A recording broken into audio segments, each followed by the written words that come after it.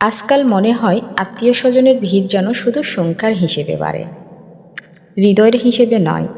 চারপাশে এত মানুষ, এত পরিচিত মুখ, এত আপনজন, কিন্তু প্রয়োজনের সময়, বিপদের দিনে পাশে দাঁড়ানোর মতো একজন মানুষও যেন নেই।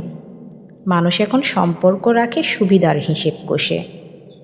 ফোনে কথা হয় উৎসবে, দেখা হয় দাওয়াতে, ছবি তোলা হয় হাসি মুখে, কিন্তু যখন মন ভেঙে যায়, যখন কঠিন সময় দরজায় কড়া নাড়ে, তখন সেই হাসি মুখগুলো কোথায় হারিয়ে যায়। তখন খুঁজলেও পাওয়া যায় না সেই আপনজন, যারা একটু পাশে দাঁড়ালে জীবনটা সহজ হয়ে যেত। হৃদয়ের সবচেয়ে বড় ব্যথা এখানেই। এত আত্মীয় স্বজন দিয়ে কি করব, যদি প্রয়োজন ছাড়া মনেই না করে? এত আপনজন দিয়েই বা কি করব, যদি বিপদের সময় যায় একা ফেলে? মানুষ টের পায় বিপদের দিনেই কে সত্যি তার, আর কে শুধু নামের আত্মীয়। তখন বুঝতে পারে রক্তের সম্পর্ক সবসময় হৃদয়ের সম্পর্ক হয় না।